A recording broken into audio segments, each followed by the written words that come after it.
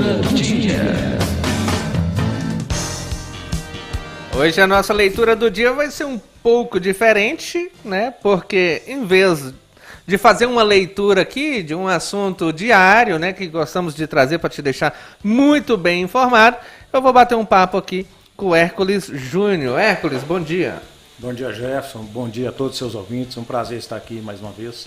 Bom dia, boa tarde, né? Boa Que tarde, nós estamos na meio-dia. transição, né? Eu ainda é bom dia porque eu não almocei, Hércules. Também não. Então, Hércules, vamos falar um pouquinho deste sonho realizado, que é esse livro, que eu sei que para você muito importante, né? Você, né, que se afastou de alguns trabalhos até para poder dedicar a esse livro. Queria que você falasse um pouquinho dessa realização. Jefferson, o título é Sobre o Céu de Santana. Ele é realmente um sonho que surgiu de uma curiosidade. Eu sou pinheirense e na minha geração nós não tivemos acesso às histórias de João Pinheiro. Isso faz falta. A mesma coisa a gente não ter um acesso à história da nossa família, né, guardadas as proporções. Então, quando eu voltei para João Pinheiro, e logicamente trabalhando aqui no cartório eleitoral, eu comecei a me interessar por essas histórias, a história do Rio da Prata, o que realmente aconteceu lá. Quando mataram o Juca Cordeiro, o que realmente aconteceu. Então, era uma curiosidade que eu tinha e que eu queria ir nos detalhes delas, né? Então, eu queria pesquisar detalhes para que eu passasse também para a comunidade, para deixar registrado. Então, é uma satisfação pessoal, mas é uma satisfação coletiva também, de estar podendo prestar esse serviço, que não é um serviço individual, contei com a colaboração de vários pinheirenses. O livro conta com fotos de pinheirenses que cederam. Não tem jeito de fazer uma obra coletiva individualmente. São muitas histórias, né? E quando vai estar à disposição do público para comprar, onde compra, questão de valores? São 20 histórias de João Pinheiro, entre histórias, poemas e lendas. Nós temos, por exemplo, 2 lendas consideradas, que é o Jacaré Apaixonado da Caatinga. Fala um pouco. O Jacaré Apaixonado é uma história antiga da Caatinga, uma tradição oral lá, de que um determinado jacaré, numa situação X, ele se apaixonou por uma moça da Caatinga, sabe? E a história vem desenrolando a partir do momento em que ela tenta conquistar vamos dizer, um marinheiro que passava muito ali naquelas águas do Rio Paracatu. Ele era navegável, né? Bem navegável na época, e ela se desenrola nesse romance com um fim fatal que seria entre o jacaré e essa moça. A história do Morro dos Irmãos de Olhos d'Água é uma história interessante, inclusive uma narrativa que a gente tem repetições dela no município, Jefferson, que é a história das bolas de fogo que andam nas estradas. No caso de Olhos d'Água, essas bolas de fogo ficavam transitando, sobrevoando o Morro dos Irmãos. É uma lenda com uma força representativa muito forte, porque há narrativas confiáveis de bolas de fogo na zona rural. E é um fenômeno não só pinheirense, é um fenômeno mundial, né, que chama também de Mãe do Ouro. Por isso que se diz na história, no Morro dos Irmãos, onde mora a Mãe do Ouro, lá em Olhos d'Água. É uma das histórias.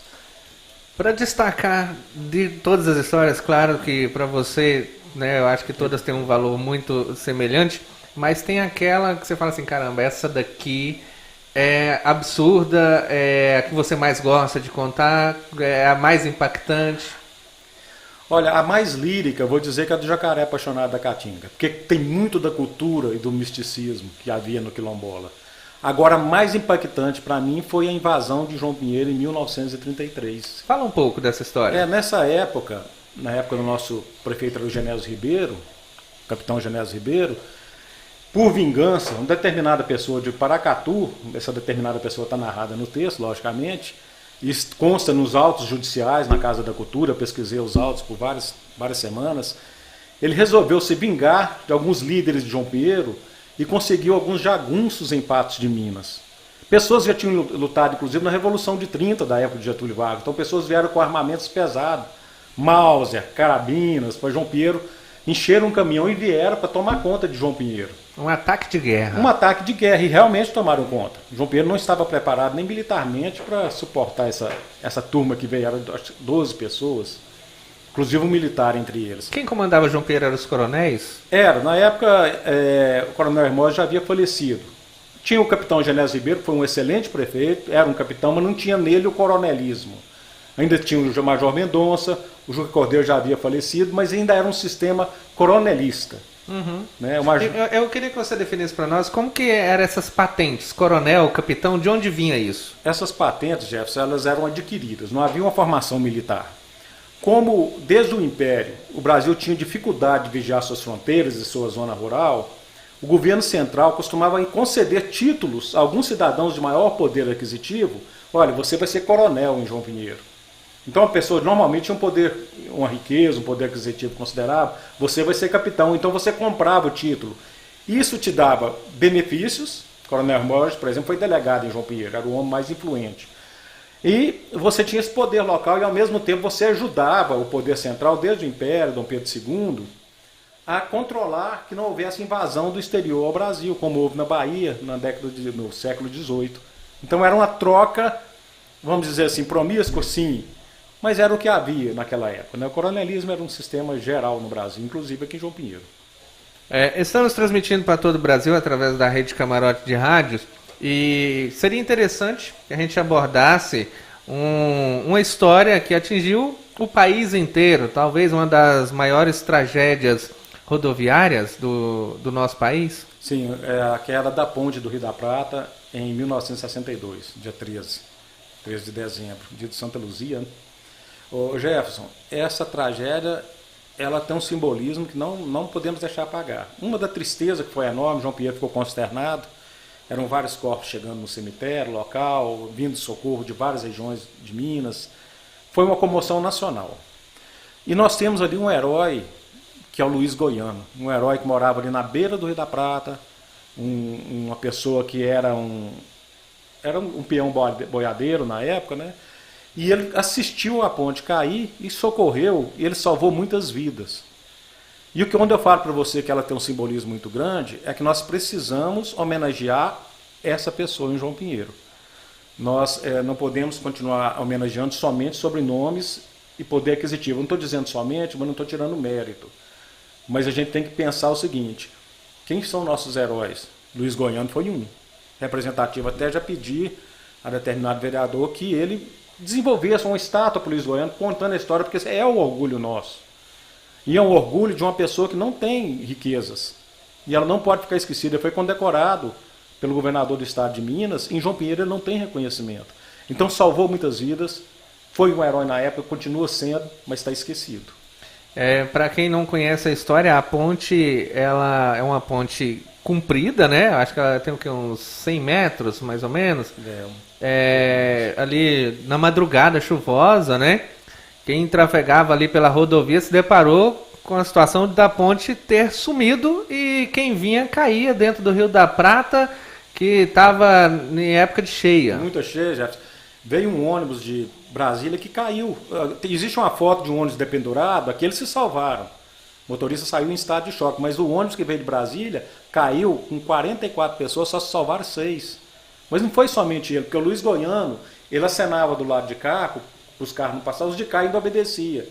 Mas de lá não vinha. Agora o ônibus, parece que ele viu o Luiz Goiano e parou. Ali seria mais 44 pessoas mortas.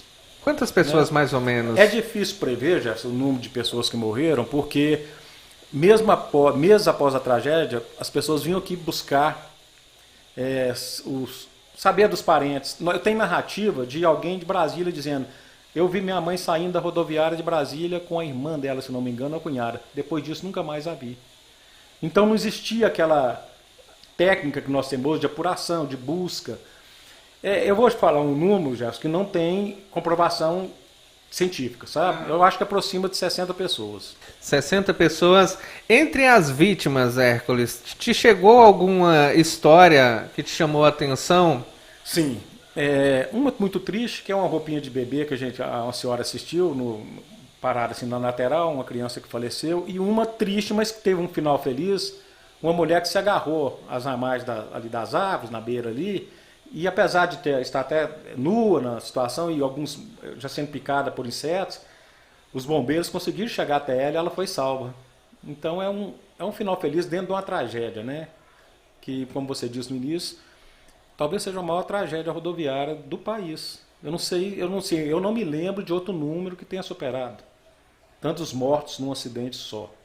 É, e é uma situação que mexe com a imaginação, né? Você numa rodovia federal, de repente se depara com a ponte que não existe, né? Um espaço ali gigantesco com veículos simplesmente não conseguindo parar e sendo arrastados aí pelo Rio da Prata, né? Esse livro ele é composto por várias histórias, inclusive teve até a máfia italiana aqui em João Pinheiro. Existe esse título, chama Adalberto Sansoni de Campobianco, a máfia italiana em João Pinheiro, com interrogação. É porque houve o envolvimento do Adalberto Sansoni, que é um italiano, que chegou no estado da Guanabara, foi condecorado no Rio de Janeiro, e chegou a João Pinheiro e morou por aqui. Comprou a Fazenda Fruta Danta, Fazenda Santa Maria. Na década de 70 e início de 80, ele residiu em João Pinheiro, era uma figura de destaque e muito polêmica. Que era na fazenda dele, eram aviões chegando e saindo, havia o túnel, esse túnel é meio misterioso, eu já ouvi narrativas de que tinham armas lá, pessoas confiáveis disseram isso. Então, assim, e o filho do Adalberto Sansoni, o Fabrício Sansoni, foi preso na Operação Cosa Nostra, da Polícia Federal, na década de 80. Foi preso em São Paulo e ele frequentava muito João Pinheiro.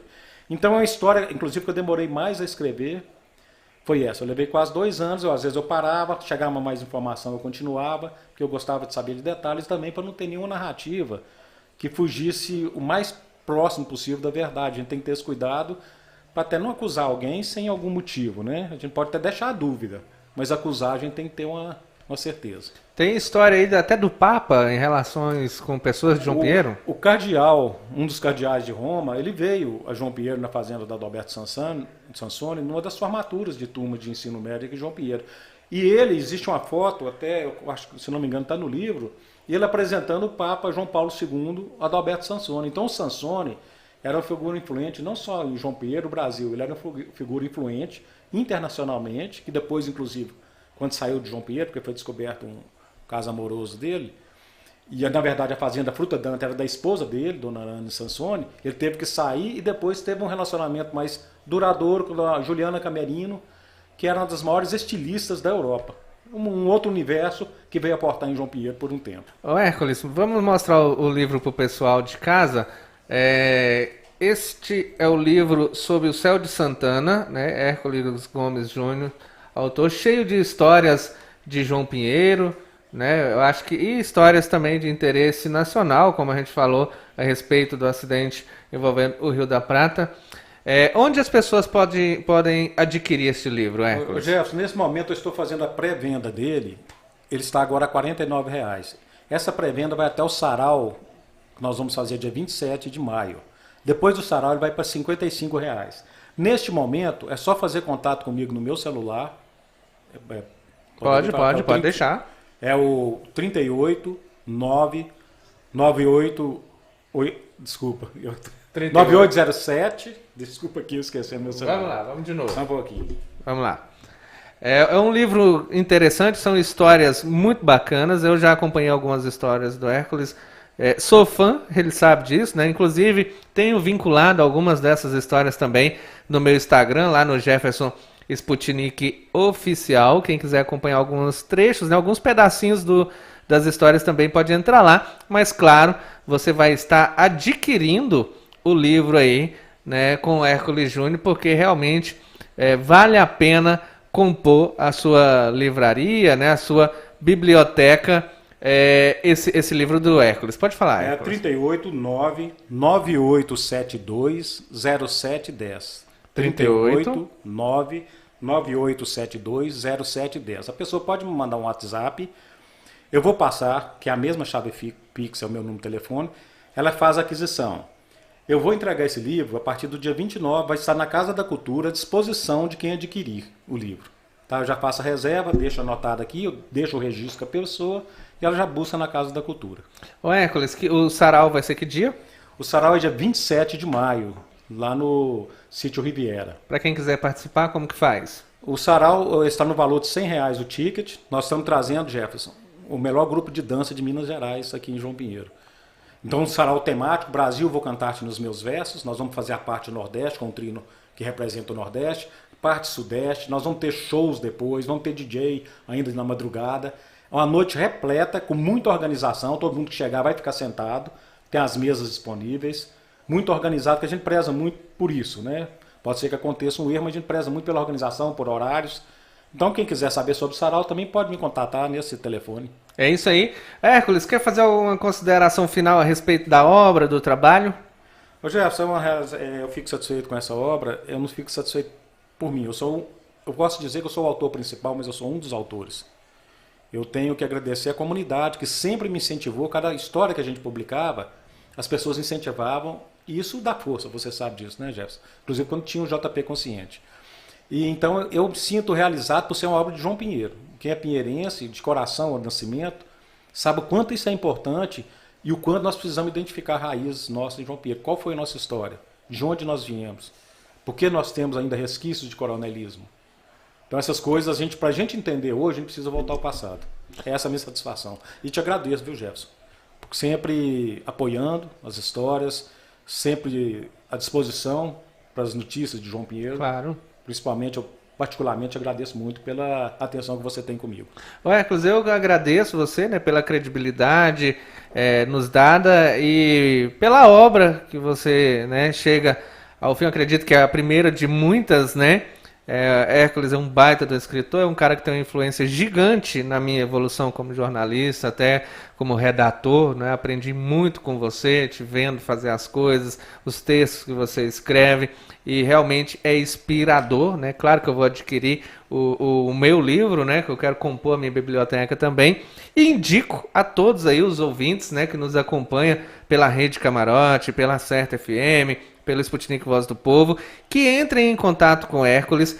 Não conseguiu anotar? Você pode entrar em contato aqui com o Sputnik Voz do Povo nas nossas redes sociais, que eu vou te passar o contato do Hércules e você vai adquirir essa brilhante obra que vai acrescentar culturalmente na sua vida muito.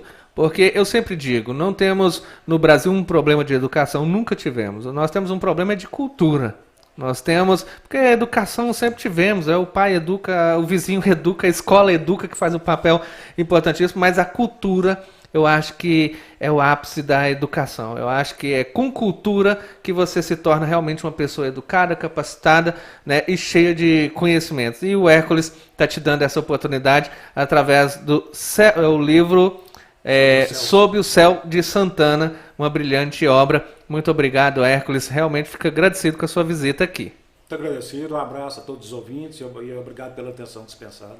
É isso aí, esse foi o Hércules Júnior. Tá aí, quer adquirir o livro?